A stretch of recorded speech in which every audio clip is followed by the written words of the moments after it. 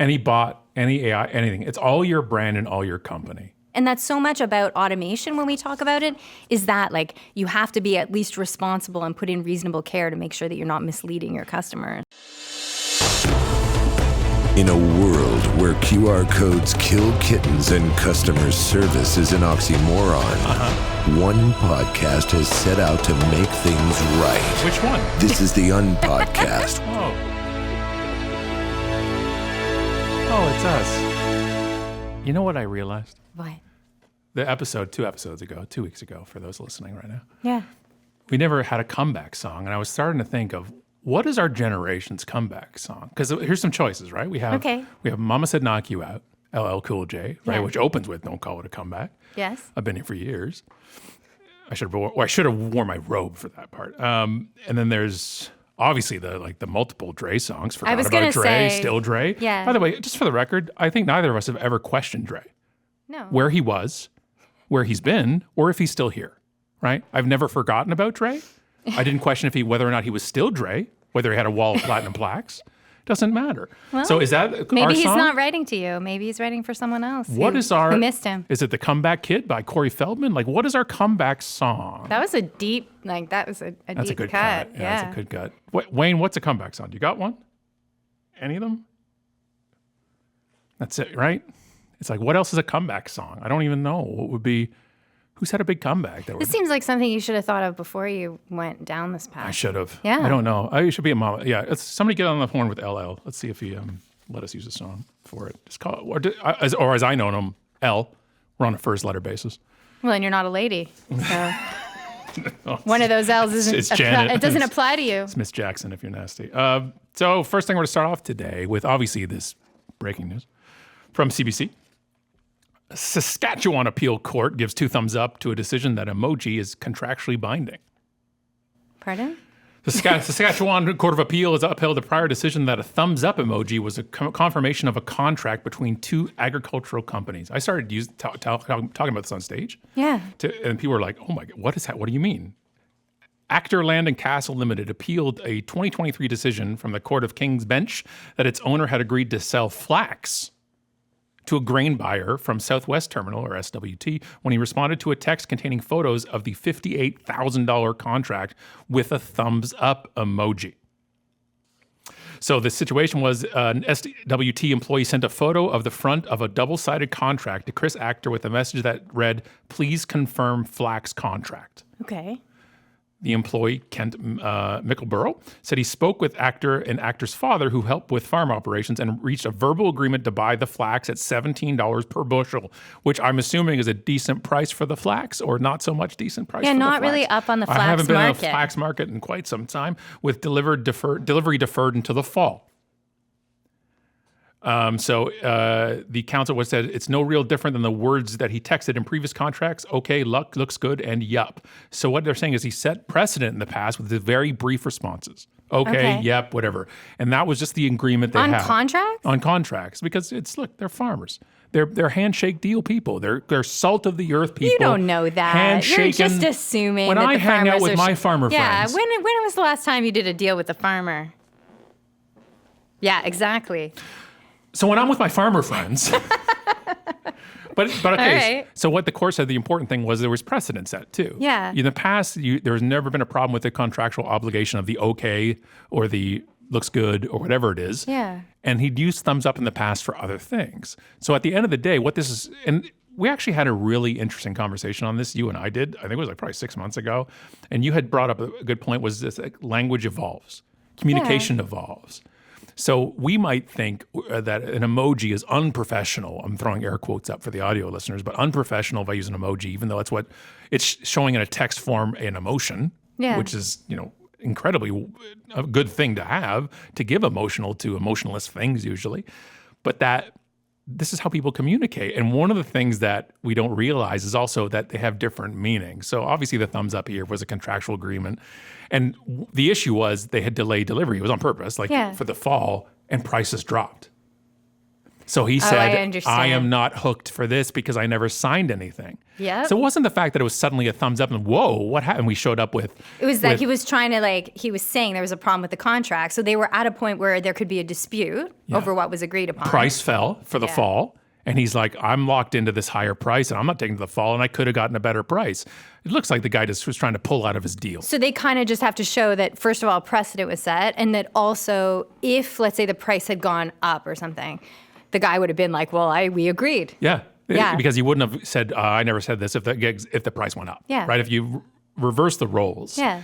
And then, of course, then it also just kind of kills that relationship with the people. But one of the things we don't in communication as on a broader scale with these emojis is even that thumbs up text. I talk about it on stage now because of generations. And sometimes, again, approaching the big 50, we're trying to stay hip and cool and Steve Buscemi cool to the kids, we meaning me, and trying to stay in touch with them and stay connected. And sometimes you use emojis, right? I haven't used the memoji yet, which is an emoji of you reacting to things. I just won't put the children through that at this point.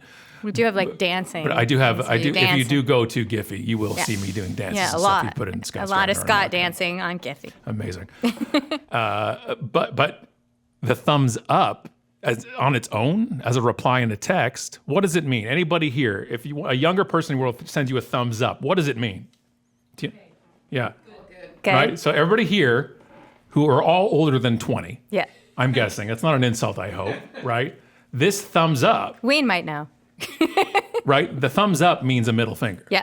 That's what it means. So when I say this on stage to an audiences that are my demographic, Yeah. they're like, what are you talking about? Yeah. It's the biggest brush off. You guys need Gen Z kids. So what happens during talks is people in the audience will text their kids and say, does this mean actually F you or something? They're like, yep. Yep. You've And been the next sending it message to me is, all week. who told you? And the next thing is, can you have him stop talking? Yeah. Right? Sorry. So it's like, or like the okay or the K, because here's what I didn't. So 2 thumbs up, yes. thumbs up. Right? It all depends on what's either after or before it. If it's just the thumbs up reply, that's when we got to start having counseling. We got to talk From someone younger. From somebody younger, Yeah. exactly. If one of us sends it to you, sometimes I didn't even mean to. It was like an ass dial. Like I didn't even mean to do that because I'm older. So, but from a younger, look, young people have one thing. They don't usually text something wrong. They meant what they said. They stand on business Usually, every time yeah. they send you something, even if you don't understand what that thing is. And sometimes they're trolling you. And sometimes, and always trolling you. Always, always, always, which is what their actual job is. But I mean, that speaks to communication, right? Because language changes. Sure. And also it's always important to understand that what you think someone means isn't necessarily what someone else does. So this is why we have clarifying conversations, especially about contracts. Right. Right? Because to me, like a thumbs up could also mean received. Yep. Like I often, if somebody sends me something, I'll often send back sort of a quick yeah, or I got it, or a thumbs up, like that kind of thing. So like, it's more that he went back to kind of renegotiate that's the the contract. kicker in the whole thing. But also, like, it doesn't explain too and talking to younger people why, Owen thought I was mad at him for 6 years texting him. I had no idea that my son Owen thought I was furious with him texting all the time. And you know why he thought I was furious with him texting? For, by the way, years. Because he kept giving him the finger, right? Is that it? No, that's not it. Because that's every not this time one. I would write something in a text back to him, I would use proper punctuation. So I put a period at the end of a text.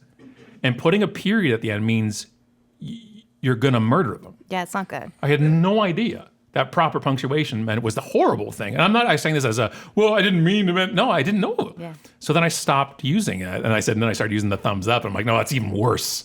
So we're learning. And I have the opposite where I have to like edit every email because I've put too many smiley faces and too many exclamation marks. And like, I got to tone it down, Allison. Like no one wants to know that you're that excited to send them an email. Meanwhile, I'm replying back to these clients by, what's up, dude? How you doing? With this and a GIF of me dancing or something in it. Unprofessional is the next book, by the way. Yeah. Because un is what we No, do. I get it. Except the Crustables from last episode, everyone knows that. No, they're not Uncrustables. They're Crustables. Go ahead. Well, at our house, they've been uncrusted.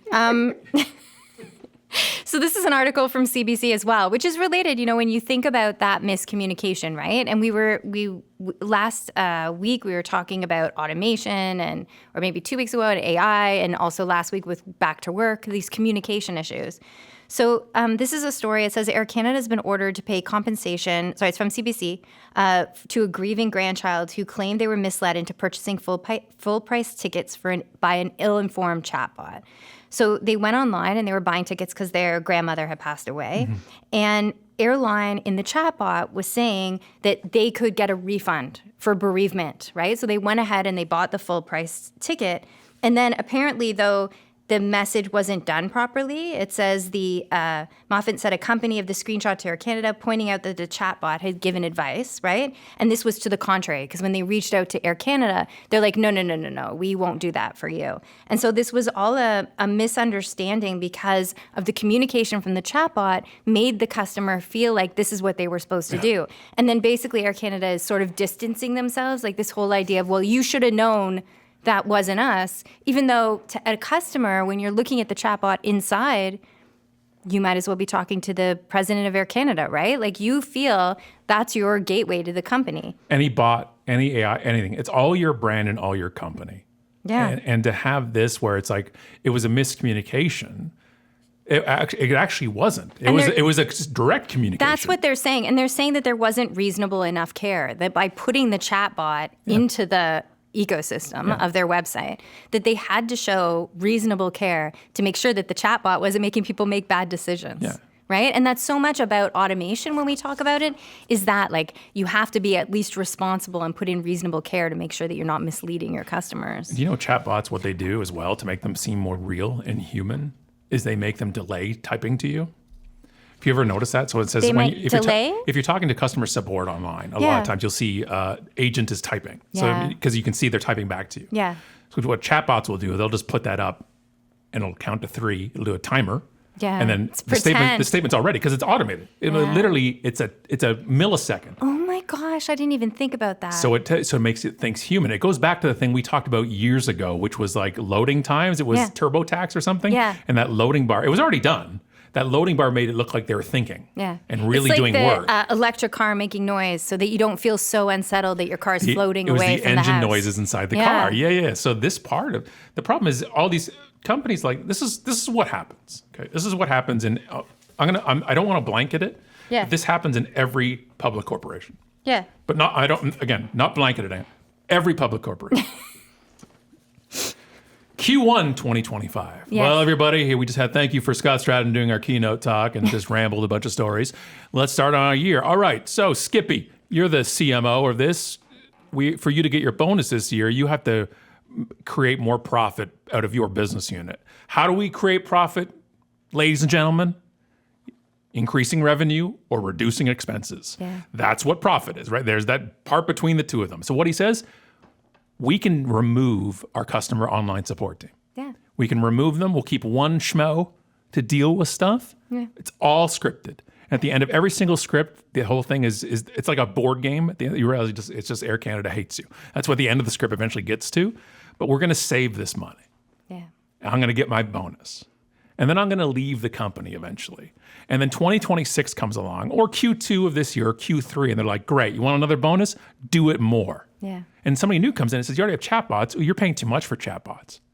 Let's get a cheaper service that can do it. It's all the and then they're gone. And as it keeps and goes and erodes and erodes and erodes until Q something says, where's all of our customers? There's a particular, I think, irony or problem with the fact that the automation sits in communications. Right? Because automation is wonderful and we can talk about ways that it works and machine learning and all of these things like this that's way above my pay grade for what I understand about tech. But when you're talking about using the automation to do the one thing that you're having a human contact with another person, and technology moves very, very quickly, but the human brain does not. We haven't evolved as quickly as as the number of technologies we have to communicate with each other. Right. So little things, cultural change shifts like the thumbs up, these are like cultural changes, right? But there's also the technology communicating the innovation happening so quickly that people's brains haven't caught up with the fact that this isn't a person. And so you have to do tricks like the 3 dots showing that you're typing. Waiting. You know what I mean? Or you could have people actually take customer service. And the only thing worse than a human saying thank you for your patience is a bot saying thank you for your patience. You don't think the machine understands patience? How many times on hold on the phone when you hear thank you for your patience? I'm going to murder somebody. I'm going to murder them straight up. This out of CNBC, FTC bans fake reviews, social media influence manipulation. It's finally happened. This doesn't say 2012? No, it's 2024. It happened. The FTC voted unanimously to ban marketers from using fake reviews, such as those generated with AI technology and other misleading advertising practices. And what do you think those are? Let me give you an example. I'm Amazon, ready. for example, sued more than 10,000 Facebook group administrators in July 2022 for allegedly brokering fake reviews. This is what's been happening outside of AI, by the way. Yeah.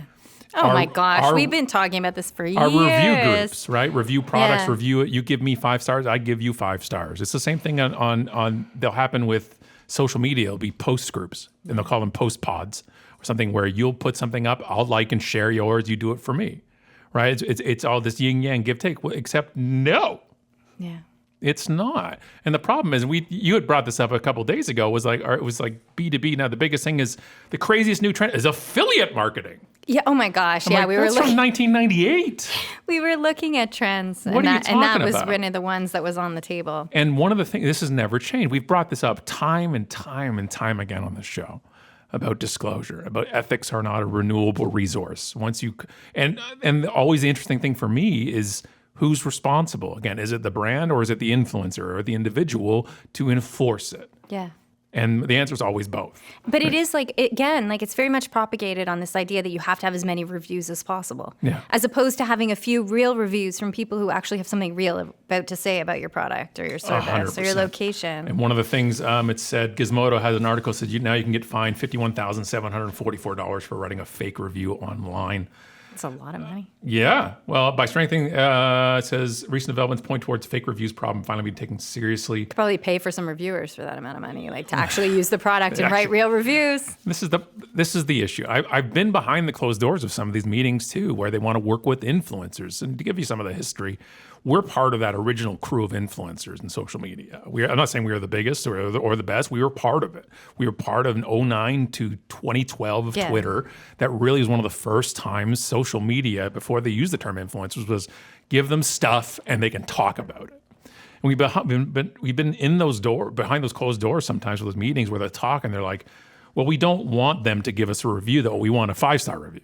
Yeah. Right. And that's different. Then you got to make a 5-star product. That's the difference, right? And I've seen them. I've seen in Vegas, the influencers there, and they're just like, we're not going to let them stay at our property. They actually gave a restaurant not a great review. I'm like, yes. Yeah.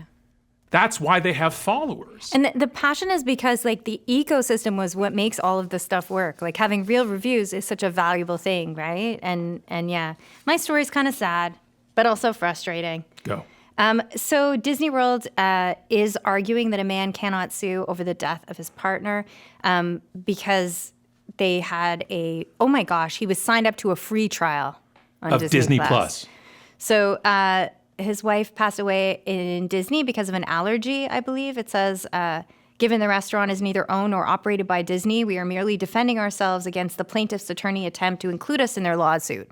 So you go to Disney.